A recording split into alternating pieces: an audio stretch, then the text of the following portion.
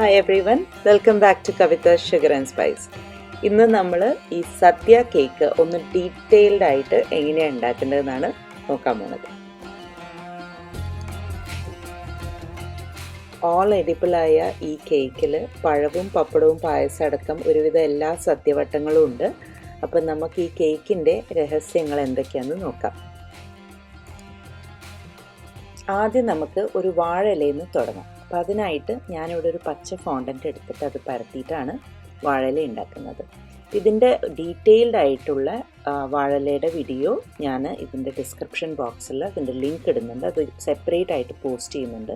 അപ്പോൾ നിങ്ങൾക്ക് വിശദമായിട്ട് അതെങ്ങനെയാണ് ഉണ്ടാക്കേണ്ടതെന്ന് മനസ്സിലാവും. ഇത് ഞാൻ കുറച്ച് ബാക്കി സദ്യയുടെ കുറേ ഐറ്റംസ് ഉള്ള കാരണം വാഴയില ഒന്ന് സ്പീഡിലാണ് കാണിച്ചിരിക്കുന്നത്.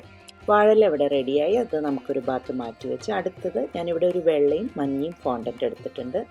അത് മിക്സ് ചെയ്ത് ഇതുപോലെ ഉരുട്ടി നീളത്തിൽ ഇങ്ങനെ ഉരുട്ടിയെടുക്കുക. നമ്മളിപ്പോൾ ഇവിടെ മുരിങ്ങാക്കായാണ് ഉണ്ടാക്കാൻ പോകുന്നത്.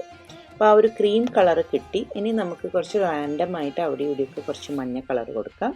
അതിനുശേഷം കുറച്ച് ലൈറ്റ് ഗ്രീൻ.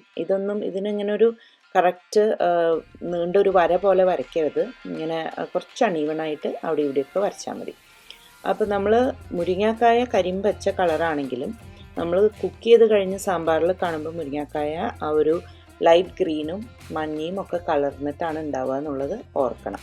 ഇനി നമുക്ക് ഏകദേശം ഒരു കണക്ക് വെച്ചിട്ട്, അതായത് ആ ഇലയുടെ കണക്കിൽ സാമ്പാറിലുള്ള മുരിങ്ങാക്കായ പോലെ മുറിച്ചെടുക്കുക.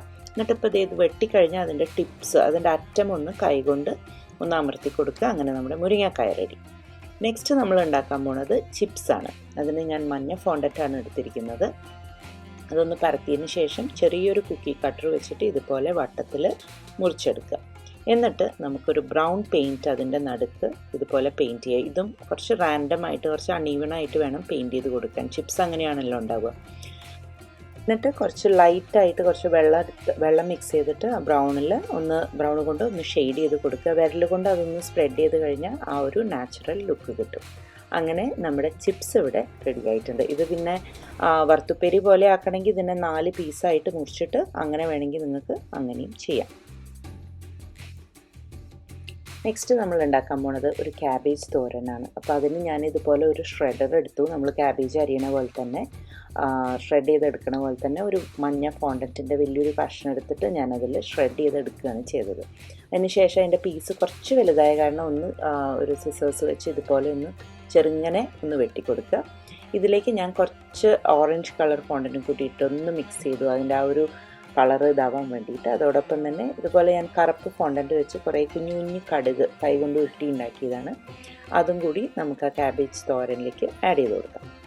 നെക്സ്റ്റ് ഞാൻ ശർക്കര വരട്ടി അല്ലെങ്കിൽ ശർക്കര ഉപ്പേരി ഉണ്ടാക്കാനായിട്ട് ബ്രൗൺ ഫോണ്ടറ്റാണ് എടുത്തിരിക്കുന്നത്. അതിൻ്റെ നടുവിൽ ചെറിയൊരു വട്ടം മുറിച്ച് അതിൻ്റെ ഇതുപോലെ കട്ട് ചെയ്യുക. എന്നിട്ട് കൈകൊണ്ട് തന്നെ അതിനെ ഒന്ന് ആ ഷേപ്പ്, ഒരു വളവ് ഷേപ്പ് ഫോം ചെയ്യുക. ഒരു ബ്രഷിൽ കുറച്ച് വെള്ളം തടവി കൊടുത്തതിന് ശേഷം അതിൽ കുറച്ച് ബ്രൗൺ ഷുഗർ ഇട്ട് കഴിയുമ്പം നമുക്ക് ആ ശർക്കര ഉപ്പേരിയുടെ പുറത്തുണ്ടാവുന്ന ആ ഒരു പഞ്ചസാര ഇങ്ങനെ കോട്ട് ചെയ്ത് ആ ഒരു ലുക്ക് കിട്ടും. അടുത്തതായിട്ട് നമുക്ക് ബീൻസ് ഉണ്ടാക്കണം. അവിയലിലേക്കുള്ള ബീൻസാണ്. അപ്പോൾ കുറച്ച് ഗ്രീനും അതിലേക്ക് കുറച്ച് ബ്ലാക്കും മിക്സാക്കി ബീൻസ് വെന്ത് ഇതുപോലത്തെ ഒരു കളറ് ആക്കിയെടുക്കാം. അതിനുശേഷം അത് റോൾ ചെയ്ത് നീളത്തിൽ നമുക്ക് വേണ്ടുന്ന ബീൻസിൻ്റെ ഏകദേശം ഒരു തിക്നെസ് അറിയാലോ, അങ്ങനെ ഒരു നീളത്തിൽ ഇതുപോലെ ആക്കുക. അതിനുശേഷം നമ്മുടെ മുരിങ്ങാക്കായ ഒന്ന് വെച്ച് നോക്കുക. കാരണം അവിയലിലൊക്കെ കഷ്ണങ്ങൾ ഒരുവിധമൊക്കെ സെയിം ആയിരിക്കണമല്ലോ. അപ്പോൾ അങ്ങനെ വെച്ച് നോക്കിയതിന് ശേഷം കത്തി കൊണ്ട് കട്ട് ചെയ്യുക. ആ ടിപ്പ് നേരത്തെ ചെയ്ത പോലെ തന്നെ നമുക്കൊന്ന് സ്മൂതൻ ചെയ്ത് എടുക്കാം. അങ്ങനെ നമ്മുടെ ബീൻസും ഇവിടെ റെഡിയായി. നെക്സ്റ്റ് ഞാൻ അവിയലിലേക്കുള്ള ക്യാരറ്റാണ് ഉണ്ടാക്കാൻ പോകുന്നത്. അപ്പോൾ അതിന് ഓറഞ്ച് ഫോണ്ടൻ്റ് എടുത്തു. ചെറുതായൊന്ന് പരത്തിയതിന് ശേഷം ഒരു പിസ്സ കട്ടർ വെച്ച് ഇതുപോലെ കട്ട് ചെയ്യുക. വീണ്ടും നമ്മൾ ബീൻസിൻ്റെ ആ ഒരു മെഷർമെൻറ്റ് നോക്കിയിട്ട് അതിൻ്റെ അളവിന് കറക്റ്റായിട്ട് കട്ട് ചെയ്തെടുക്കാം. അങ്ങനെ ക്യാരറ്റ് ഇവിടെ റെഡി ആയിട്ടുണ്ട്. നെക്സ്റ്റ് നമ്മൾ പഴമാണ് ഉണ്ടാക്കാൻ പോകുന്നത്. അതിന് മഞ്ഞ ഫോണ്ടറ്റാണ് എടുത്തിരിക്കുന്നത്. അപ്പോൾ ഇത് ഞാൻ ഡീറ്റെയിൽഡായിട്ട് ഇവിടെ കാണിക്കുന്നില്ല, കാരണം ഇത് കുറച്ച് സമയം എടുത്തിട്ട് ചെയ്തതാണ്. അപ്പോൾ അത് സെപ്പറേറ്റ് ആയിട്ടൊരു വീഡിയോ പോസ്റ്റ് ചെയ്തിട്ടുണ്ട്. അപ്പോൾ അത് നോക്കിക്കഴിഞ്ഞാൽ നിങ്ങൾക്ക് ഡീറ്റെയിൽഡായിട്ട് കാണാം.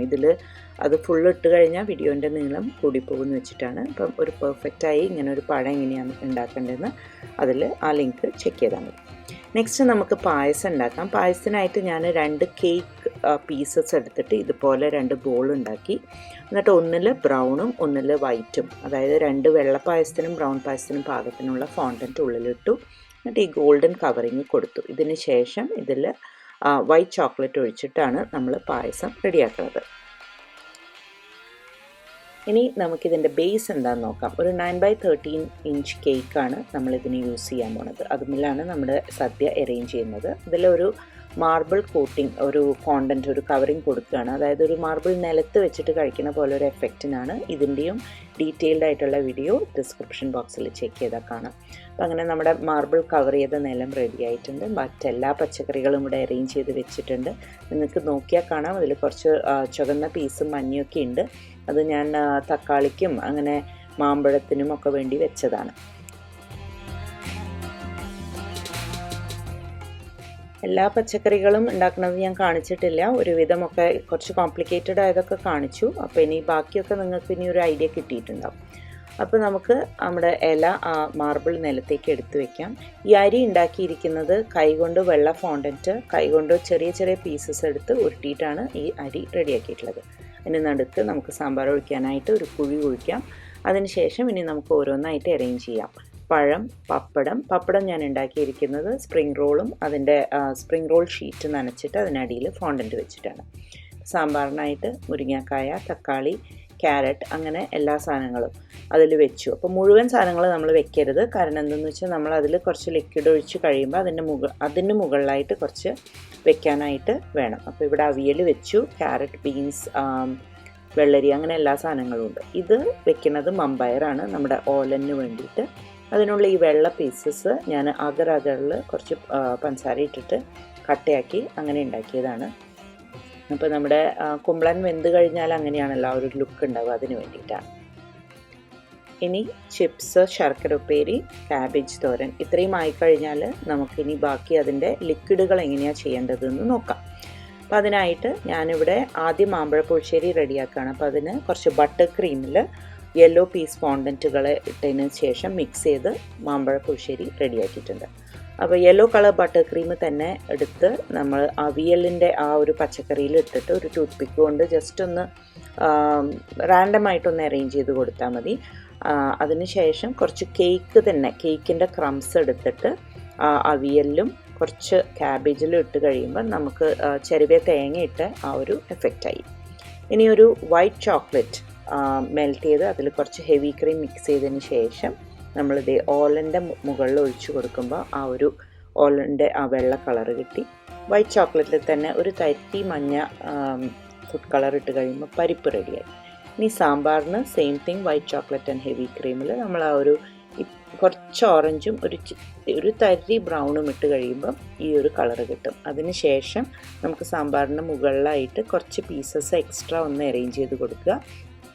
അങ്ങനെ നമ്മുടെ സദ്യ ഇവിടെ ഓൾമോസ്റ്റ് റെഡി ആയിട്ടുണ്ട്. ഇനി ഏറ്റവും അവസാനത്തെ കാര്യം, ലാസ്റ്റ് ബട്ട് നോട്ട് ലീസ്റ്റ് എന്ന് വേണമെങ്കിൽ പറയാം, എനിക്ക് ഈ സദ്യ കേക്കിൽ ഏറ്റവും അധികം അതിൻ്റെ ഭംഗി എൻഹാൻസ് ചെയ്യുന്നതായിട്ട് തോന്നിയിട്ടുള്ളത് കടുകാണ്. അപ്പോൾ കടുക് ഏതിലൊക്കെ ആവശ്യമുണ്ടെന്ന് തോന്നുന്നു അതിലൊക്കെ സാമ്പാർ, പിന്നെ തോരൻ, മാമ്പഴ പുളിശ്ശേരി, എല്ലാറ്റിലും കടുക് വേണമല്ലോ. അപ്പോൾ അതൊക്കെ അതിലിട്ട് കൊടുക്കുക. കറുത്ത ഫോണ്ടൻറ്റ് ഉരുട്ടിയിട്ടാണ് കടുക് ഉണ്ടാക്കിയിരിക്കുന്നത്. അതുപോലെ തന്നെ ഇപ്പം ഞാൻ കരിവേപ്പിലയാണ് ഇടുന്നത്. കരിവേപ്പില ഡാർക്ക് ഗ്രീൻ ഫോണ്ടൻറ്റ് വെച്ചിട്ടാണ് കരിവേപ്പില ഉണ്ടാക്കിയിരിക്കുന്നത്. ഒരുവിധം നമ്മുടെ എല്ലാ സദ്യ ഐറ്റമിലും കരിവേപ്പില ആവശ്യമുണ്ട്. നിങ്ങൾക്കിപ്പോൾ ഇതിൽ നോക്കിയാൽ കാണാം, അച്ചാറും കൂടി ഞാൻ അവിടെ ഉണ്ടാക്കിയിട്ടുണ്ട്. അത് വീഡിയോയിൽ എടുക്കാൻ വിട്ടുപോയി. അപ്പം ചെറിയ മഞ്ഞ കഷ്ണം ഫോണ്ടൻറ്റിൽ റെഡ് കളർ വൈറ്റ് ചോക്ലേറ്റ് വെച്ചിട്ടാണ് അച്ചാറുണ്ടാക്കിയത്. ഇത് നമ്മുടെ നേരത്തെ റെഡിയാക്കി വെച്ച പായസത്തിൻ്റെ 2 പാത്രത്തിൽ ഞാൻ വൈറ്റ് ചോക്ലേറ്റുകൾ ഒഴിച്ചു. എന്നിട്ട് അതിൽ വെള്ള പീസിട്ട് ശർക്കര പായസത്തിൽ ബ്രൗണും വൈറ്റും ഒരു കോമ്പിനേഷനും മറ്റതിൽ വൈറ്റ് ആൻഡ് ഒരു ടാൻ കളർ കോമ്പിനേഷനും ആക്കി കഴിയുമ്പോൾ നമ്മുടെ സദ്യ ഇവിടെ കംപ്ലീറ്റ് ആയി. ഈ ഒരു കേക്ക് ഫ്ലവേഴ്സ് ടിവിയുടെ ഓണസദ്യ സീരീസിൽ അവതരിപ്പിക്കാൻ എനിക്കൊരു ഭാഗ്യമുണ്ടായി. അപ്പം അതിൻ്റെ വീഡിയോ കണ്ടിട്ടില്ലെങ്കിൽ ആ ലിങ്കും കൂടി ഞാൻ ഇതോടൊപ്പം ഷെയർ ചെയ്യുന്നുണ്ട്.